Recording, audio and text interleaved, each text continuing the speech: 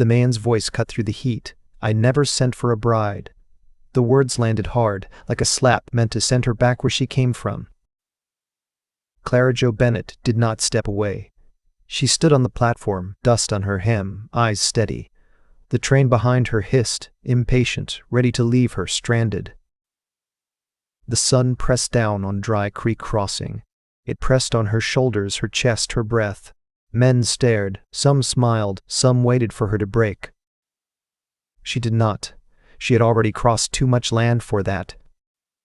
The conductor cleared his throat. "Ma'am," he said, low and unsure, "this your stop or not?" Clara held the letter tighter. The paper was thin. The ink had faded. But the name at the bottom still read clear. Elias McCollin. She looked at the man again. Tall. Broad. Dust in every crease of him. A face carved by work and silence. "If you didn't send for me," she said, "then say it plain." He met her gaze. His jaw tightened. "I never sent that letter." The platform went quiet. Not kind quiet. The kind that waits for blood. Someone laughed behind her. Another voice muttered something about foolish women and false hopes. Clara felt it all. She did not turn. She nodded once. Then she spoke loud enough for the town to hear. "Then you can send me back." The words surprised them. They surprised her too, but once spoken, they held firm. The conductor shifted his weight. The train doors stayed open. Time thinned to a narrow line. That was when the boy stepped forward. He came from behind a wagon, small boots, dusty knees, a crooked cap pulled low. He walked, not ran. He stopped in front of Clara. He stood there, straight as he could manage. Then he looked up at her face. "I picked her," he said. The boy's voice was thin, but it carried. It carried farther than the man's denial ever had. Clara felt her breath catch. She looked down at him, blue eyes, open, afraid and brave at once. The man stiffened. "Caleb," he said. His voice broke on the name. The boy did not turn back. He stayed where he was, between Clara and the town. "I wrote it," Caleb said. "I wrote the letter."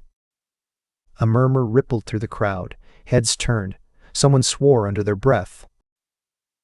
The man stepped forward now. He reached for the boy's shoulder. His hand stopped short. Clara understood then. The uneven letters, the careful words, the hope folded into each line. She knelt so her eyes met Caleb's. "You did?" she asked. He nodded. "My pa's real sad," he said. "I thought maybe you could help."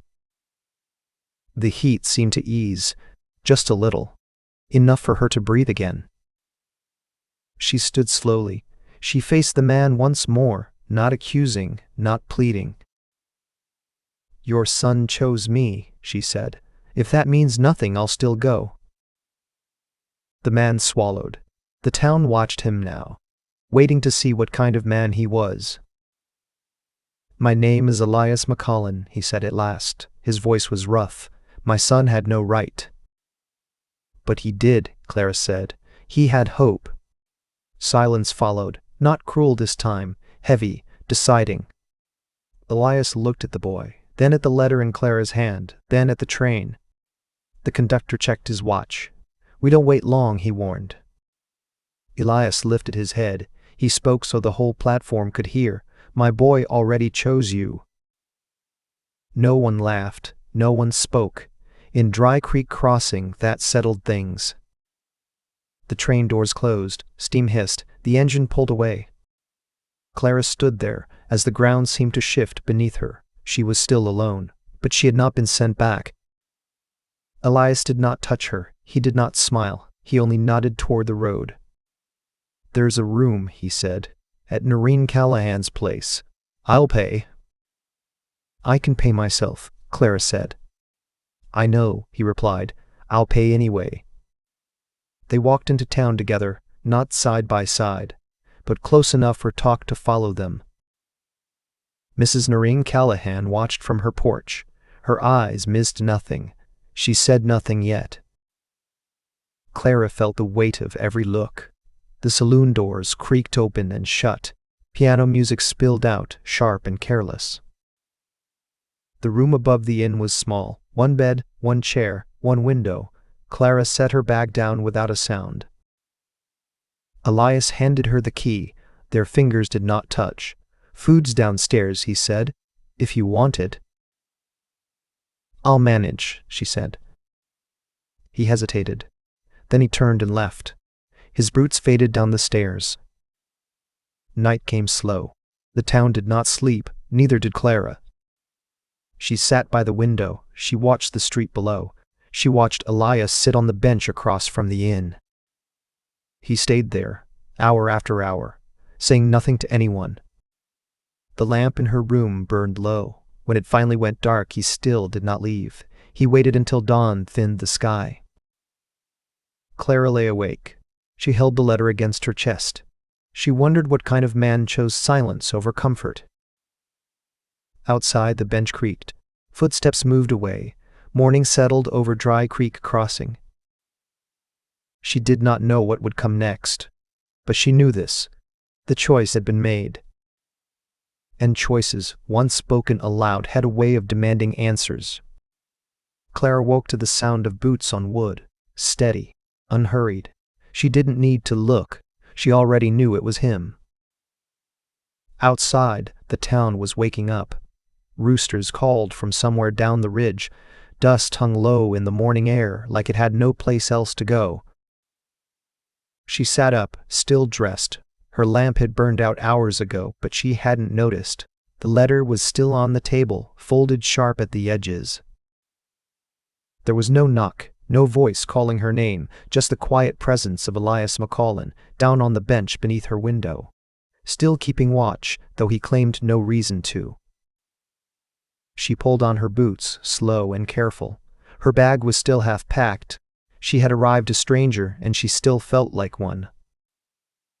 Downstairs, the air smelled like black coffee and last night's whiskey. Noreen Callahan stood behind the bar, pouring hot water into a chipped mug. Her gray hair was pinned tight, but her eyes were soft. "You'll want food," Noreen said. It wasn't a question. Clara nodded. She sat at the far end of the table, away from the window. Noreen slid a plate toward her. Biscuits, molasses, a strip of bacon burnt at the edge. "You eat," Noreen said. "Then we'll talk." Clara glanced at the woman, unsure. Noreen didn't flinch. "I run the rooms. I clean the linens. I hear every fool thing that happens in this town." Clara broke the biscuit in half. Steam rose up. She hadn't realized how hungry she was. Noreen sat across from her. "My late husband had a saying," she said. "No man watches a woman's window unless he's either full of guilt or full of feeling." Clara looked up. "Elias McCollin's not a man who does things halfway," Noreen went on. "And that boy of his, Caleb, he's got more sense than most grown men in this place." "I'm not here to cause trouble," Clara said. "I know," Noreen replied, "but you will, just by staying." Clara set her fork down. "What does that mean?" Noreen leaned back. "This town has its own way of breathing. It don't much like new lungs." They sat in silence after that, only the clink of silverware and the low hum of the wind outside. Later that morning, Clara stepped outside. The sun wasn't high yet, but the air was already dry and heavy. She shaded her eyes and looked across the street. Elias wasn't there. But Caleb was. Sitting on the edge of the water trough, swinging his legs, he saw her and waved, awkward but proud. She crossed over. "You get any sleep?" he asked. "A little," she said. "You?" He shrugged. "Pa says I sleep like a kicked mule." Clara smiled despite herself. "You really wrote that letter?" Caleb nodded. "Used all the ink I had." He dug into his pocket and pulled out a stub of pencil. "Got this now?" "Why me?" she asked. He didn't answer right away. Then he said, "I saw your photo. In that book of brides. You looked kind." She blinked. "And Ma used to smile like that," he added, soft. Clara knelt in front of him again, same way she had yesterday on the platform, this time slower, closer. "You miss her?" she asked. "Every day," he said. "Me too," she whispered, then stood up before her voice cracked. Later that day, Clara walked to the general store. Men on porches paused mid-spit. Women looked up from laundry lines. The letter had traveled faster than the train. Inside, the air smelled like soap, flour, and something metallic. A boy swept the floor. The shopkeeper, a man with a thin mustache and tired eyes, gave her a slow nod. "You're the one he didn't send for," he said. "I'm the one his boy did," she replied. He grunted. "Takes guts showing your face." Clara raised her chin. "Not the first time I've been judged before breakfast." She bought matches, a tin cup, and a bar of lye soap. Outside, the heat pressed against her again, but she walked straighter now. When she returned to the inn, Elias was there, leaning against the hitching post, hat in hand. "You walk the whole town already?" he asked. "Not quite," she said. They stood in silence. The wind stirred dust at their feet. "I didn't know about the letter," he said. "I know." He shifted his weight. "I don't want you hurt by this place." "I've been hurt worse," she said. He looked at her then, really looked, like he didn't know what to make of her, but wasn't quite ready to let go. "I'll pay for your room another week," he said. "I didn't ask for that." "I know," he said. "I'll pay anyway." That night Clara stayed in the room. The lamp burned low. Outside, the piano at the saloon pounded out broken notes. She opened the letter again. The words were shaky but honest. "If you come, maybe he'll smile again." She stared at that line the longest. Down below, boots thudded against the bench. She didn't need to look. He was there. She blew out the lamp, waited. Still there. The next morning, Noreen brought her tea. No questions this time, only a nod. Mid-morning, Caleb knocked on her door. "Ma'am," he said, "I want to show you something." She followed him past the back fences, down the slope, near the edge of town. They walked through brittle grass and empty space. They reached a run-down barn, half the roof gone, 3 walls barely standing. Caleb turned to her. "Used to be a cattle shed. Pa says it ain't good for much now." Clara walked the perimeter. Inside, the dirt was soft. A breeze stirred through the holes in the wall. "I used to teach," she said. Caleb's eyes lit up. "Here?" "Maybe," she said. He looked around, imagining it. Clara did too. She saw rows of crates, slate boards, open hands ready to learn. Back at the inn, Noreen was waiting. "You're thinking about staying," she said. "I'm thinking about building something," Clara replied. Noreen smiled. "Same thing." That night, Elias didn't come to the bench. Instead, Clara found a chair near the alley wall. Worn, rough, pulled close to the side of the building. She touched the seat, still warm. Her throat tightened. The next day, someone knocked at the chapel door. A councilman, thin face, tight jaw. "There'll be a meeting," he said, "tomorrow morning, about the letter." "What letter?" "You know which one." He left before she could answer. Clara stared at the closed door. The sun hit the back of her neck. The wind had died. She picked up the letter again that night, read it under the light. The boy had chosen her, the father hadn't. The town wanted answers. She'd have to give them one. As she folded the paper, her eyes burned. She looked out the window.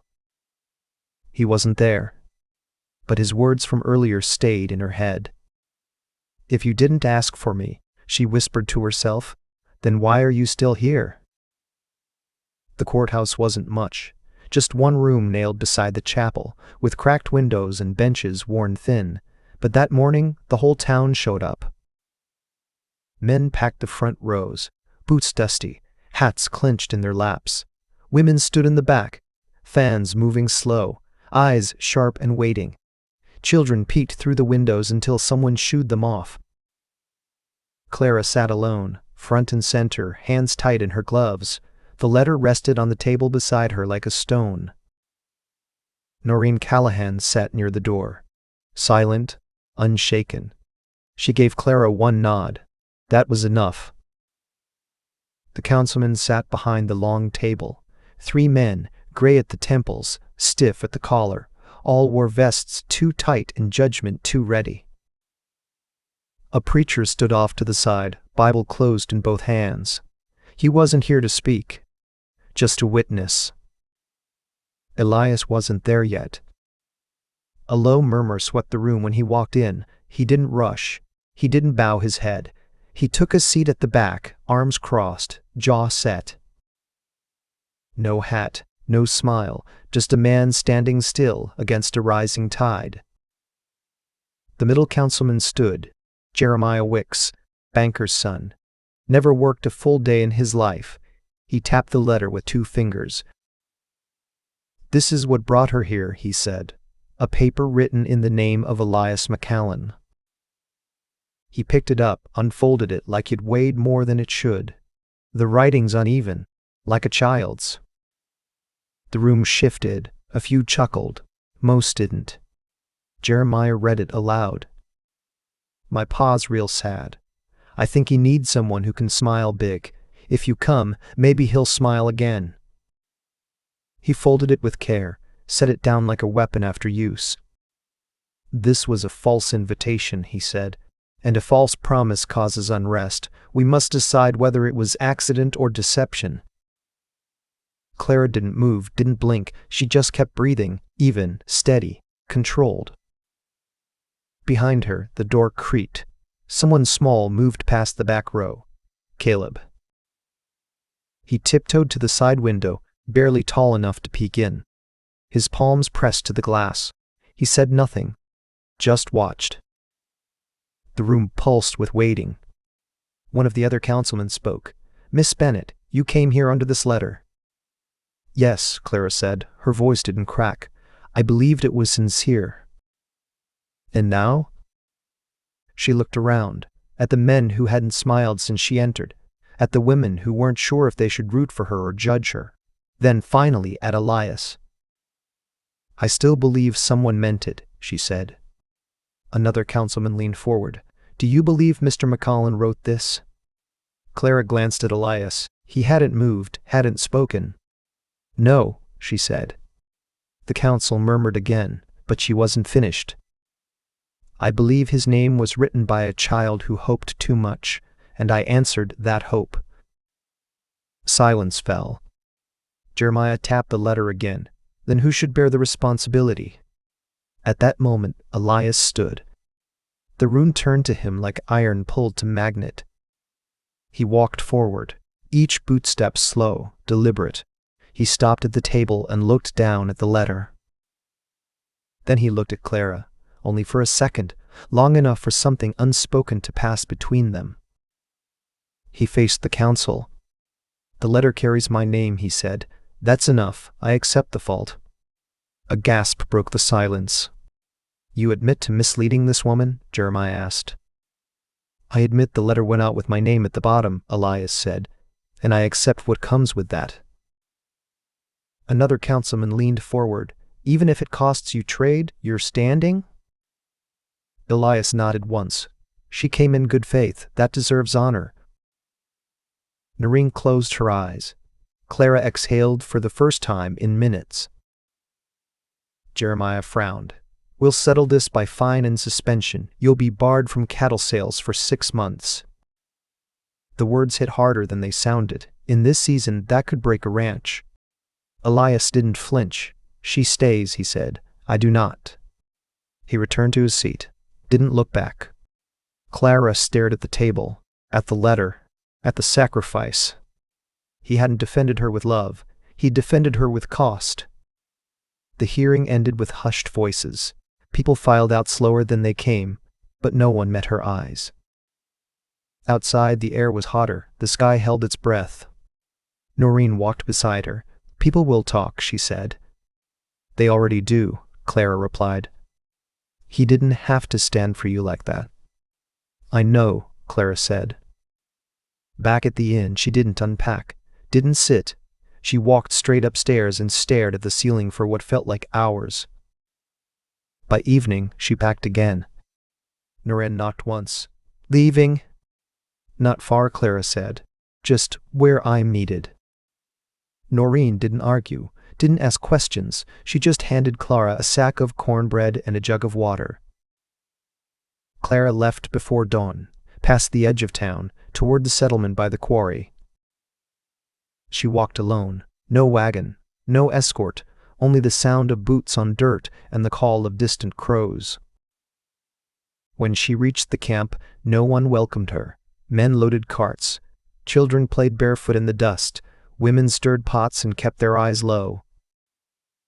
She found the old barn. 3 walls, no roof, just enough to start. She stood in the doorway and said aloud, I used to teach. A woman tending a fire nearby scoffed. Ain't no school here. There will be, Clara said. She swept the floor with a broken branch, dragged crates into rows, scratched letters into slate with burnt wood. Children watched from a distance, then one came closer, then 2. By week's end, the barn had become something else. Not much, but more than nothing. Back in Dry Creek, Elias stood at the corral. His best stallion was gone, sold to the trader from Abilene. He watched the trail for a long time after. At church that Sunday, people whispered, not about Clara, about him. Reckless, some said. Ruined himself, said others. But Naren just smiled. Clara noticed the envelope in the school's supply box. No name, just money, enough to buy chalk, oil, and a second chair. She knew where it came from. That night she walked to the ranch. Elias opened the door. You sold him, she said. He didn't deny it. You didn't save me, she said. You gave me room to save myself. She didn't wait for an answer. She walked back into the dark. The stars were high. The barn glowed with lantern light. Children's laughter echoed against the stone hills. He had chosen cost. She had chosen purpose. Tomorrow would bring more trials. She could feel it coming. But tonight, one truth stayed with her. You lost everything, she said. Elias looked her dead in the eye. Not everything. The roof groaned when the wind picked up. Clara looked up, half expecting it to cave, but the 3 walls held. She had dragged every crate she could find into rows. Chalk marks lined the dirt where desks should be. The barn still smelled like hay and rust, but it was starting to smell like children too. That morning, 4 of them came, one barefoot, one with a bruised cheek, 2 girls who didn't say a word but didn't leave either. They sat on crates, stiff-backed and wide-eyed. Clara taught them how to spell home, then asked them what it meant. They didn't answer, but one of them smiled. That was enough for the day. After they left, Clara leaned against the wall. Sweat streaked her back. Her hands were scraped raw from lifting beams and dragging stones. The sun had dropped behind the ridge, but heat still clung to her. She opened the crate where she kept supplies. The envelope was still there, folded, plain, thick with bills. No note, no name, but she knew. She closed the crate and tied it shut. That evening, Noreen came down the slope with a sack in one hand and a jug in the other. Dinner, she said. Clara took it without a word. They sat on the ground, back against the wall, knees drawn close. You're making them nervous, Noreen said, chewing slowly. Who? Clara asked. The ones who liked this town exactly the way it was. I'm not here to fix them. No, Noreen said. You're here to fix what they ignored. Clara didn't answer. She sipped the water. She let the silence stretch. When Noreen stood, she put a hand on Clara's shoulder. You're building something out of nothing, she said. That always scares folks. The next day, 5 children came. One brought a younger sibling on her hip. Another had a slate broken in half. They sat on the floor. Clara let them draw their names in the dirt. She watched their hands, how careful they were, how unsure. Elias didn't come that day, but Caleb did. He stood in the doorway with a sack of nails and a hammer, didn't ask permission, just walked in and started fixing the loose boards. Clara watched him. He didn't say much, only asked once, "You need more crates?" She nodded. He disappeared, came back with 3 more. He stayed until the lantern burned low. That night, Clara walked toward the ridge. The McCollin ranch sat dark, quiet, still. She didn't knock. She only looked at the empty corral. The stallion was gone. Her breath caught. The next morning, she came back early. The children hadn't arrived yet, but Elias was already there. He stood in the doorway, dust on his boots, shirt wrinkled from sleep. "You sold him," she said. He nodded once. "Why?" she asked. He looked down at the dirt. "You needed windows," he said, "and lantern oil." She stepped closer, her voice low. "You didn't have to." "I know. I didn't ask for your help." "I know," he said again. They stood there, the barn quiet except for the wind through the broken roof. Clara walked past him and picked up the envelope. She held it out. "Take it back." "I won't." "You can't just give and disappear." Elias met her eyes. "I'm not disappearing." "Then say what you're doing." He was quiet for a long time. Then he said, "Trying." Clara stared at him, not with anger, not even with confusion. Just a long, still look. She tucked the envelope into her satchel. Didn't say thank you. Didn't need to. He left without another word. That night, she found a bouquet of wild flowers on the crate where she kept books. No note. Just color in a place that had none. The days passed fast after that. Each morning brought more children. Each night someone dropped off something at the door. Chalk, a coat, a jug of kerosene, no names, just gifts from the town that didn't know how to say thank you. But not everyone was silent. A man in a clean coat walked into the camp late Thursday. Not a miner, not a rancher, too neat, too polished. He carried a suitcase. He asked for her by name. Caleb saw him first, ran to the barn and shouted, "Miss Clara, there's a man asking questions." She stepped outside. The man smiled like he already owned the answer. "Miss Bennett," he said. "Charles Whitmore. I believe we have unfinished business." She felt the weight return to her chest, heavy, familiar, sharp. The children inside hushed, the camp around her stilled. Clara didn't step back. She didn't invite him in. "What do you want?" You. He smiled wider. "Legally speaking," he added, "you're still mine." "No," she said, "I'm not." He opened his briefcase, pulled out papers, too crisp, too official. "I filed complaint," he said, "claiming you were coerced into staying, that McCallum what's-his-name lured you under false terms." Clara didn't move. Charles stepped closer. "I'm here to bring you back, clean, quiet, or with the law." She looked at him, and the past came rushing back. His cold hands, his sharp tone, the cage he called security. Behind her, Noreen appeared. "You're not welcome here," she said.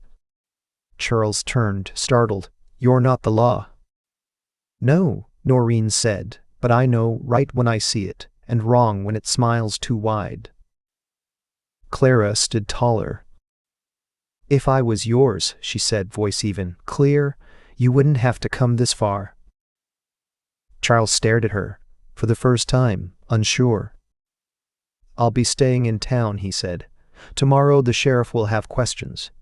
And a federal agent will too." He turned and walked off, boots too clean for this dirt. Clara watched him go. Caleb came to her side. "You okay?" She knelt beside him. "I will be." That night, the children stayed late. They drew chalk stars on the barn wall. Noreen read to them from a Bible missing half its pages. Clara sat by the door, lantern low, eyes fixed on the dark horizon. The law was coming, with its suits and stamps and papers that didn't care about hearts. But this place had grown roots. And Elias had given her more than money. He had given her room, he had given her the choice. And she was done running. "You didn't save me, Elias," she said. "You gave me room to save myself."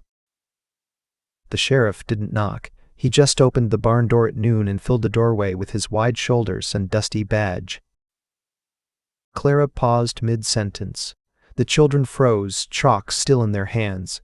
Outside, wind rattled the tin roof. The sheriff cleared his throat. "Miss Bennett," he said, voice flat, "we got company from Austin, needs to speak with you." Clara set her slate down. "I figured." "You want me to send him out here?" "No," she said. "I'll come to him." She stood, wiped her hands on her skirt, and nodded toward Noreen, who was sitting in the corner shelling peas like nothing could shake her. "Watch the kids?" Noreen didn't look up. "They're in good hands." The sheriff led Clara to the church. Of all places, they'd picked the one with broken pews and sun-bleached hymnals.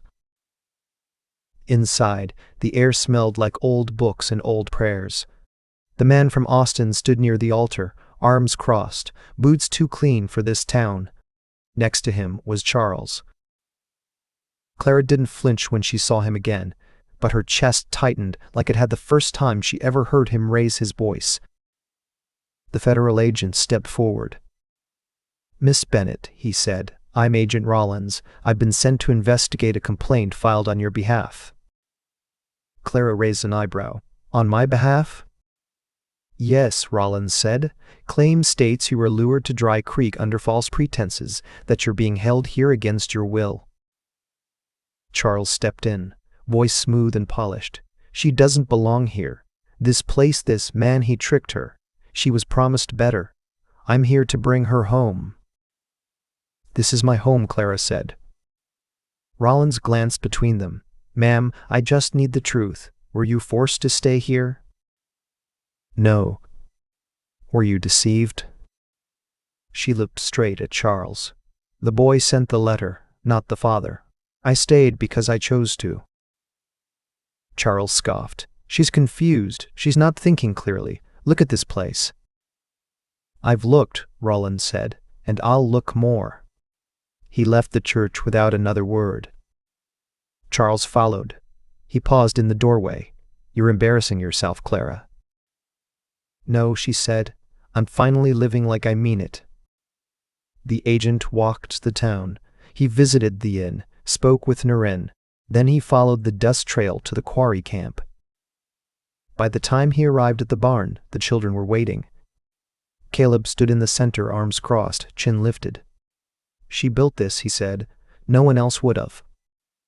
Rollins stepped inside. He saw the crates lined like desks, the slate boards marked with careful chalk, the children sitting still, not because they were told to, but because they wanted to be there.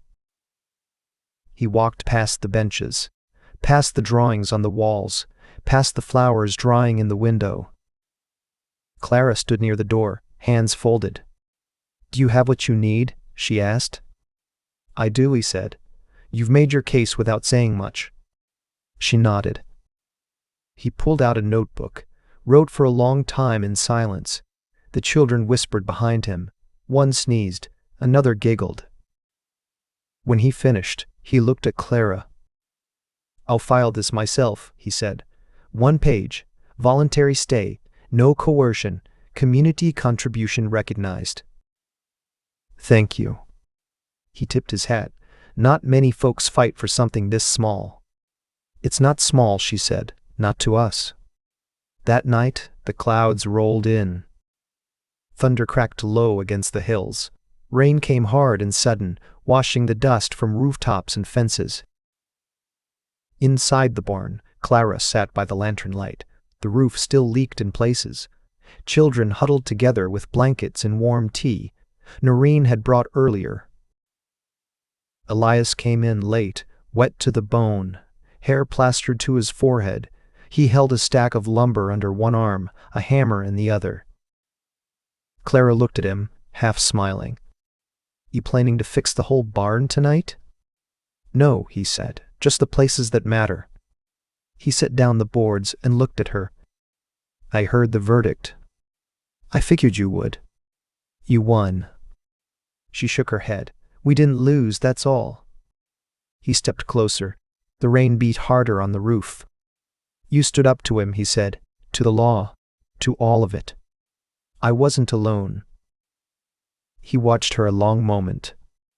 "I never asked properly," he said. "Not once." "For what?" "For you." She blinked. He stepped even closer. Water dripped from his hat to the floor. "You're already my wife where it counts." She waited. Let the silence test him. "Then say it," she whispered. "Say it so we both know it's real."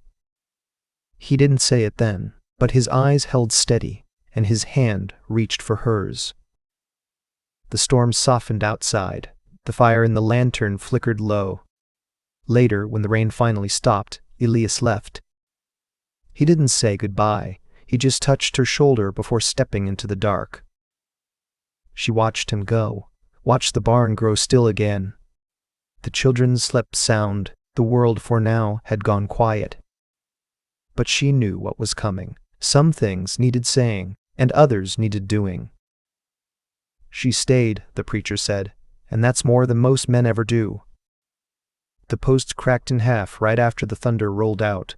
The storm had passed, but the land still held its breath. Elias stood at the edge of his fence line. One hand held wire, the other a hammer. He worked slow, steady, like the world hadn't changed overnight. But it had. The rain had cleaned everything: roof shingles, wagon wheels, even the cemetery stone by the old oak. It washed off the dust, but not the weight. Clara walked down the hill just after dusk, lantern in one hand, boots still damp from the barn floor. She followed the trail without speaking, without making herself known until she was close enough to be seen. Elias didn't turn around, but he stopped swinging the hammer. "You fixin' the whole ranch now?" she asked. "Just this piece," he said. "It splintered in the wind." She set the lantern down near his feet. The light spilled over the wire, the dirt, the side of his face. "You didn't have to come out here alone." "I'm not alone now." He finally looked at her. His face was tired. Wet hair curled at the edges of his neck, but his eyes were sharp, clearer than they'd been since the day they met. Clara knelt beside the post. She pressed her hand to the wood, felt a crack where it split. "Everything breaks out here eventually," she said. He nodded. "But you can still mend it, if you're willing." He didn't mean the post. The silence hung there, stretched tight between them. Then he stood and brushed his hands clean. "I never asked you anything," he said. "Not directly." She stood too. "You think you need to?" He looked down at the broken fence, then back at her. "I do." She waited. His voice was quiet but firm. "You're already my wife and everything that matters." But I never said it out loud. "Then do it," she said. "Say it, for us." Elias stepped closer. The wind had died. Nothing moved except his hand reaching for hers. "I want you here," he said. "Not because you stayed, because I choose you." Her chest tightened. Her fingers curled around his. They stood there for a long time, saying nothing more. The lantern flickered once, then steadied. They walked back to the house together. Inside, Caleb had fallen asleep in front of the fireplace. One hand still holding the drawing he'd made at school, a picture of the barn, all four walls standing. Clara lifted the blanket over him. Elias watched her, his arms crossed over his chest, like he didn't quite know what to do with the softness in the room. "You thinking what I'm thinking?" she asked. "Probably not." "We should marry, proper." His jaw clenched slightly. "I didn't think you'd want to stand in front of them all again." "I don't," she said. I just want to hear the words in the right place with the right people." He nodded once. "By the creek then," he said, "behind the house, quiet, simple." "No preacher with a booming voice?" "Just the old one, the one who whispers." She smiled. "Deal." That night Clara couldn't sleep, not from worry, but from peace. A strange feeling, almost unfamiliar. She sat at the window, knees drawn to her chest, watched the stars press against the dark. The ranch looked different now. Not safer, but more real. Elias didn't go to bed either. He stayed out near the shed, checking supplies, measuring the boards he'd need to finish the barn's last wall. He wasn't fixing for her, he was building with her. The next morning, the sun rose clean. Noreen came early, basket in hand. "You told him yet?" she asked. "We decided last night." "Good," Noreen said. "About damn time." They laughed for once, without tension. Caleb came running around the back of the house, face lit up. "There's a turtle by the creek," he shouted. "It's big." "You think that's a sign?" Clara asked. "Maybe," Elias said. "Maybe it means we take things slow and steady." 2 days later, the preacher came by foot, walking slow with a cane and a soft smile. He didn't bring a Bible, just a folded paper and a pen. They stood by the water, just the three of them. Caleb held a sprig of lavender, plucked from the back fence. Elias wore a clean white shirt. Clara wore the same dress she'd arrived in, patched, pressed, and hers. The preacher asked no questions. He just waited. Elias looked at her. "I don't promise perfection," he said, "but I'll stay. I'll choose you every day." Clara nodded. "I'll do the hard parts," she said. "I'll keep walking beside you, even when it's uphill." They signed their names. No audience, no applause, just water flowing behind them and Caleb grinning so wide it hurt to look at. That night, they ate supper on the porch, left the doors open so the wind could pass through. Caleb lay on the floor, doodling with chalk on scrap wood. Elias reached for Clara's hand and held it. They didn't speak. They didn't need to. But inside, Clara felt it like something in her chest had finally unlocked. "Then say it," she whispered. "Say it so we both know it's real." The sun rose soft over the ridge. The creek ran steady, quiet, like it knew not to interrupt. Clara stood at the edge of the water, barefoot in the grass, her dress clinging to her knees from the morning dew. She ran her hands down the front of the fabric linen, simple, pressed that morning by Noreen's careful fingers. Nothing fancy, just clean, and hers. Elias was already there. He'd arrived early, same as always. He wore a white shirt with a loose collar, sleeves rolled to his forearms. Not one button was out of place. Caleb stood beside him, holding a sprig of lavender like it was made of glass. He didn't fidget, didn't speak, just watched Clara the whole time she walked toward them. There were no chairs, no music, no guests, except Noreen and the preacher, who leaned on his cane under the cottonwood tree. "Ready?" the preacher asked, soft and worn. Elias nodded. Clara looked at him, and something inside her stilled. The preacher didn't make a speech, didn't read a verse. He only asked one thing. "Why now?" Elias turned toward her. His voice was low, the way it always was, but his words didn't hide. "Because every day I've watched her choose this life. Not because it's easy, not because it's safe, but because it's real. Because it's hers." Clara looked down, then back at him.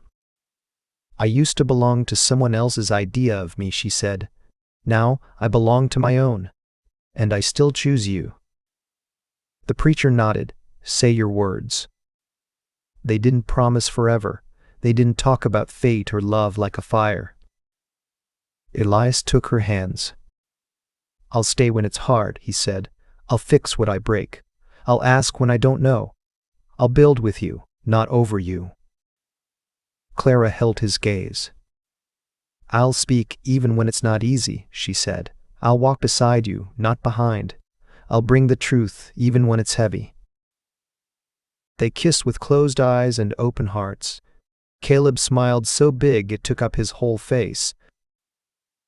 Noren clapped once, sharp and proud. The preacher signed the paper and said, "Now get back to living. That's what makes it true." By midday, Clara was back at the barn.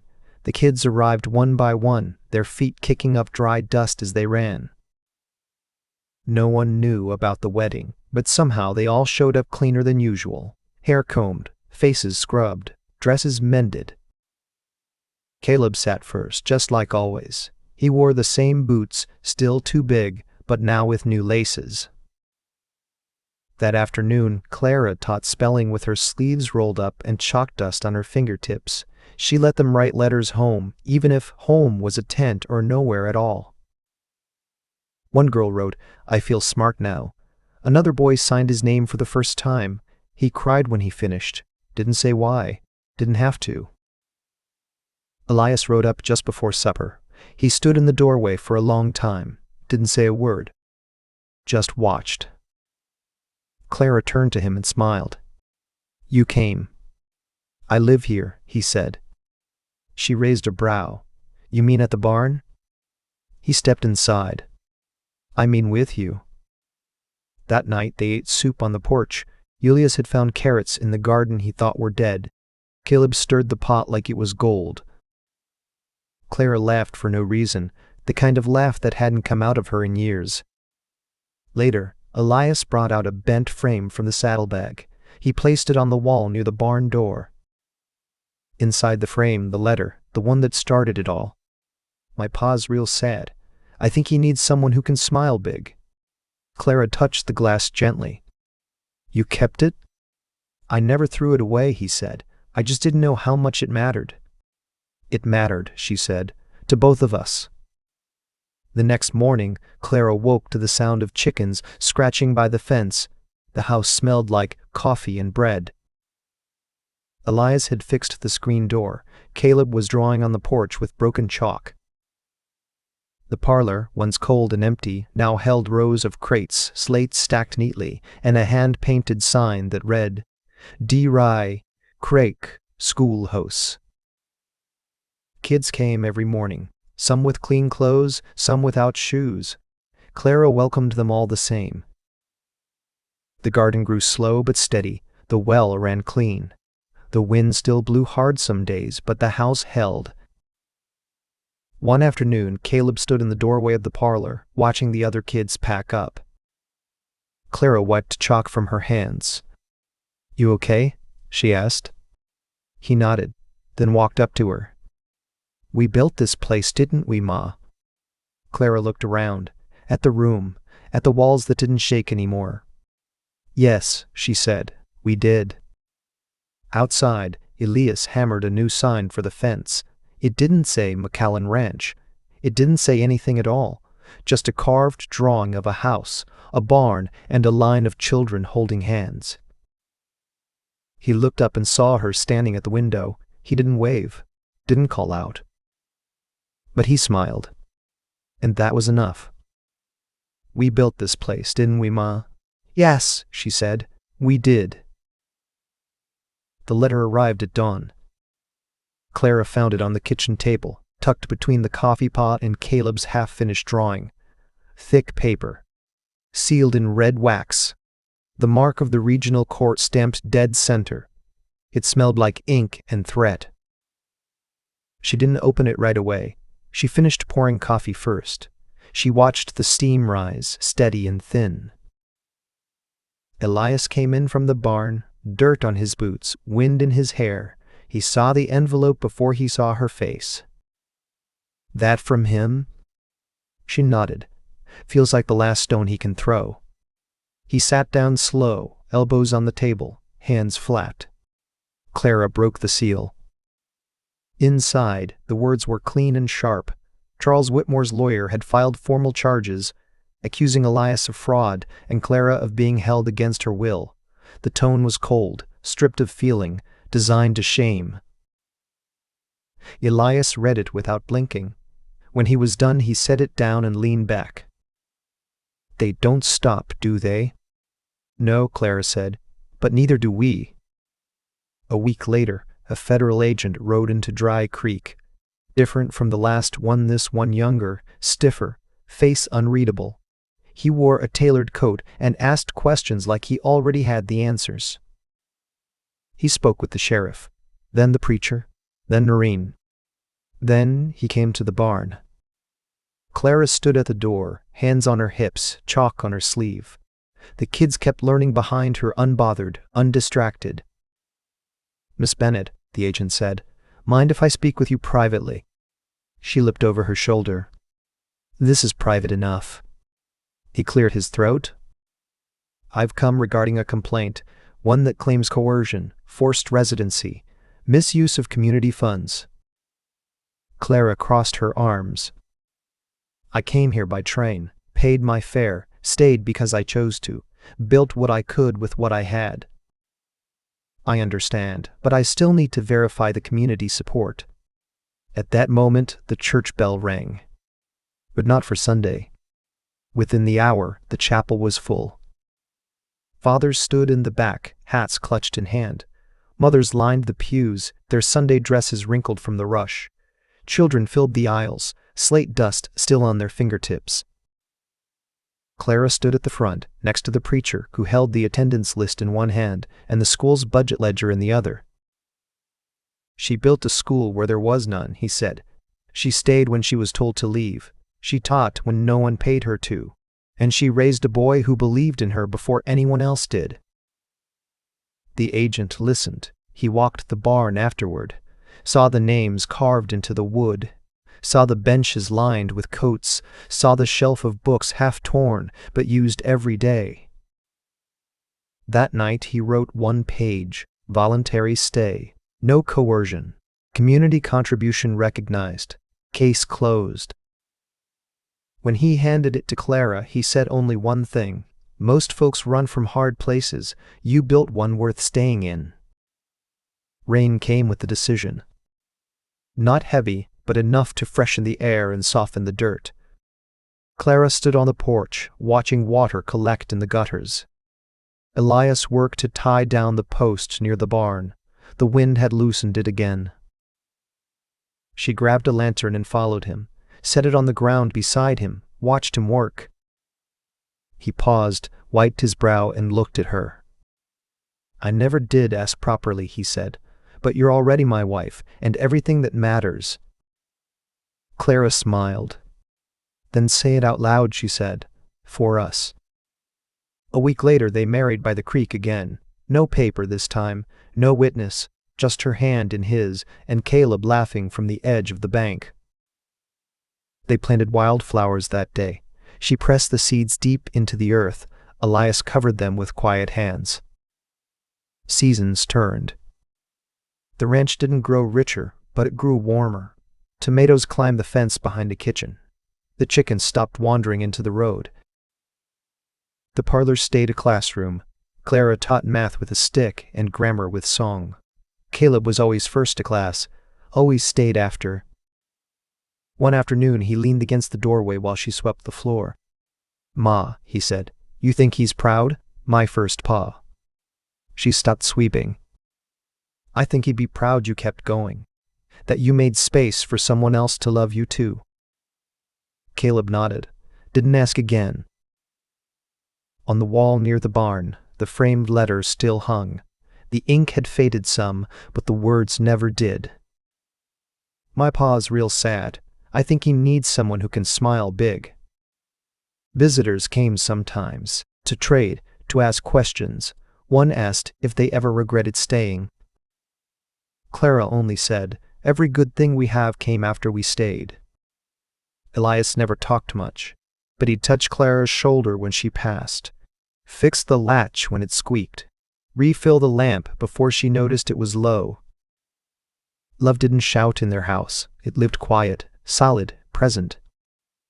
Years later, long after the town had paved its roads and the barn had been rebuilt with real walls, one of Clara's students wrote to her. He'd become a teacher himself, said it started the day she asked him to write his name, said he still kept the slate. Clara read the letter at the table. Elias brought her tea. Didn't say a word, just set it beside her hand. Caleb came in from the barn, taller now, voice changing. "What's that?" he asked. Clara looked up. "It's someone saying thank you," she said, "for being seen, for being chosen." Elias sat down next to her. They didn't speak, didn't need to. They had built something here. Not with grand plans, not with promises, but with steady hands, with time, with choice. And in the end, that's what stayed. A man who listened, a woman who stayed, a boy who believed in both. And a place made from the kind of love that doesn't need to be loud, just real.